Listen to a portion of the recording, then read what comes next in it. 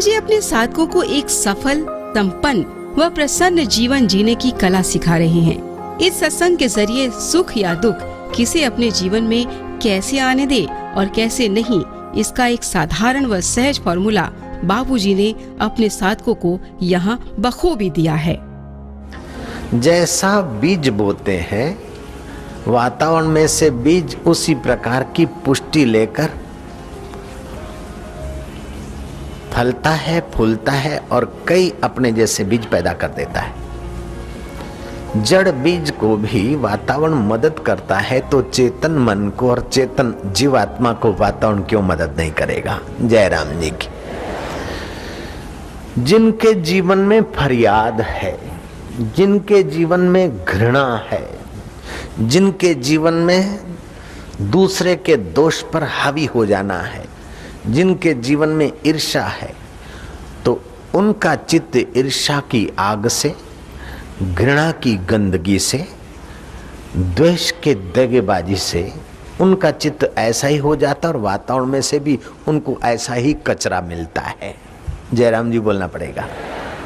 और जिनका चित्त उदारता से, जिनका चित्त प्रेम से, जिनका चित्त सहानुभूति से, जिनका चित्त सज्जनता से भरा होता है, सज्जनता के विचारों से भरा होता है, उनको वातावरण में ऐसे ही लोग आ मिलते हैं और ईश्वरीय वातावरण भी उसी प्रकार का उनके सपोर्ट में हो जाता है। जयराम जी फिर बोलना पड़ेगा। तो ये दो बातें आप कृपा करके आत्मसात कर लीजिए। देश भर के तो ठीक है, विदेश के भी कई लोग आते जाते हैं अपने आश्रम में। कुछ ऐसे लोग होते हैं, बाबा जी मिलना है, मैं क्या अच्छा मिल लो, मैं तो बहुत दुखी हूँ, मैं बहुत मुसीबत में हूँ, मैं दुखी हूँ, मैं बहुत दुखी हूँ। क्या तकलीफ है? बोले बहुत तकलीफ है। अरे भाई आखिर बताओ। बोले मैं बहुत मुसीबत में हूँ। मैं सोचता हूँ खुदा हाफिज, तुम्हारी मुसीबत हम नहीं हटा सकते। जयराम जी की। जो सोचता है मैं मुसीबत में हूँ, रट लगा रहा है। भाई क्या तकलीफ है? बोले बहुत मुसीबत है। अरे क्या मुसीबत है? बोले बहुत तकलीफ है, बहुत मुसीबत है। जो मुसीबत का चिंतन करता है, मुसीबतें उसके वहाँ होम डिलीवरी होने लगती है। जयराम जी फिर से बोलना पड़ेगा। और जो खुशियों का चिंतन करता है, जो माधुर्य का चिंतन करता है, जो पूरे हैं वे मर्द जो हर हाल में खुश हैं, मिला अगर माल तो उस माल में खुश हैं, हो गए बेहाल तो उस हाल में खुश हैं, कभी ओढ़े टाट तो कभी बाट में खुश हैं, पूरे हैं वे मर्द जो हर हाल में खुश हैं।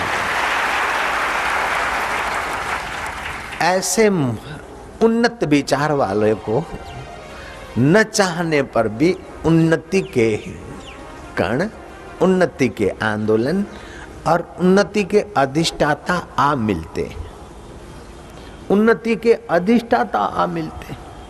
और जो घृणा और नफरत के विचार करता है, उसको फिर वातावरण में से और अपने चित्त में से वही कचरा आ मिलता है।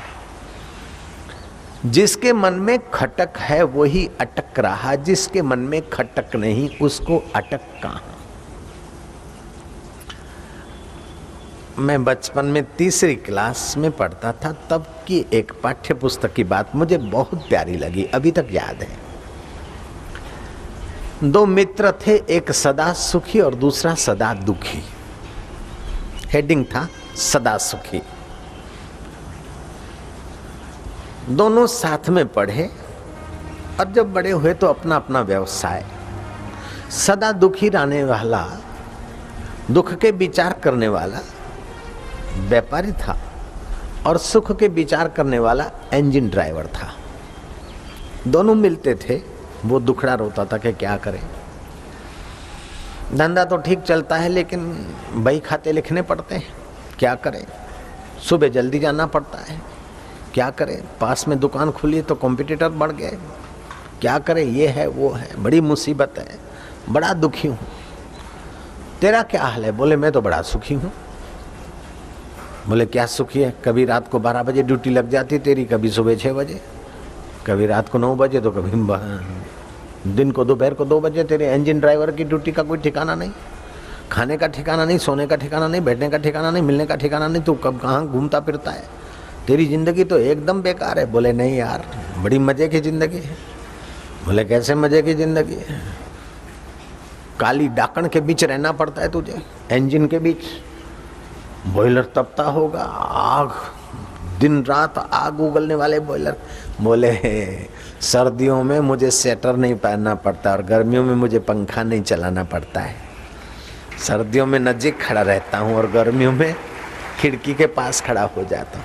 अरे काला कलुट भूत जैसा बन गया। बोले तेरे सफ़ेद कपड़े पे जरा सा दाग लगता है तो दिख जाता है और मेरे 10 दाग लगे तो फर्क नहीं पड़ता, मैं बहुत सुखी हूँ। बोले पागल तू सुखी है? बोले हाँ, सुख बनाना दुख बनाना अपने हाथ की बात है। मनुष्य को भगवान ने इतना स्वतंत्र किया है कि वो सुख बना सकता है सुख के विचार से, दुख के विचार से दुख बना सकता है, काम के विचार से काम उभार सकता है और राम के विचार से राम को प्रकट कर सकता है। जयराम जी बोलना पड़ेगा। दुख, घृणा, चिंता और अशांति और पलायनवादिता के विचार से आदमी वही कचरे में जा गिरता है और उत्साह के विचार से आदमी उन्हीं ऊंचाइयों को छू लेता है। मुस्कुरा के गम का जहर जिनको पीना आ गया, ये हकीकत है कि जहां में उनको जीना आ गया, आ गया, आ गया। क्या करें, मैं बहुत दुखी हूं, क्या करें, मैं बहुत परेशान। मैंने तो बहुत दुख देखे, कभी कुछ सुख देखा? बोले नहीं बाबा, मैं सच बोलता हूँ, सारी जिंदगी दुख ही दुख देखे। कितने देखे? बोले बहुत देखे। जब सारी जिंदगी दुख ही दुख देखे तो बहुत कैसे देखे? एक ही प्रकार, एक ही होगा। दुख के बाद सुख आया है इसलिए बहुत बोलते हो। तो आप कभी ये न सोचो कि मैं बहुत दुखी हूं, मैं अनाथ हूं, मैं विधवा हूं। ऐसा कोई बोलती है ना माई, तो मैं उस बात पे राजी नहीं होता हूं, नाराज होता हूं। थोड़ा सा नाराजी दिखाता हूं, भीतर नाराज नहीं होता हूं। जयराम जी की बेवकूफ़ी तो वो करे और भीतर हम नाराज क्यों हों भाई? लड़का लड़किया है, मेरे बाप मर गए, मैं अनाथ हो गए, जगत का नाथ जीवित है तो तुम अनाथ कैसे? बाहर से भले थोड़ी असुविधा हो गई, बाहर से भले कह दो कि भाई पतिदेव चले गए, शरीर विधवा हो गया, लेकिन तुम अपने आत्मा को इतना नीचे न गिराओ। पूज्य बापूजी के जीवन उपदेशों और योग लीलाओं पर आधारित आध्यात्मिक मासिक वीडियो मैगजीन ऋषि दर्शन पाएं अपने एंड्रॉइड फोन पर, जिसमें आप पाएंगे पूज्य बापूजी की ज्ञान भक्ति योग से संपन्न अमृतवाणी, शास्त्रों का गूढ़ रहस्य, व्रत त्योहारों का आध्यात्मिक महत्व, बापूजी के कहीं न प्राप्त होने वाले दुर्लभ सत्संग, संकीर्तन और हर ऋतु में स्वस्थ रहने के उपाय, पूज्य बापूजी के मंगलमय दर्शन व संदेश, आश्रम व समितियों द्वारा चलाए जा रहे सेवा कार्य और कैसे गुरु कृपा से पाते हैं भक्त, सब कुछ। इजी साइन अप, मोबाइल पर ही हर महीने ऋषि दर्शन को डाउनलोड अथवा प्ले करें। Easy payment and easy membership.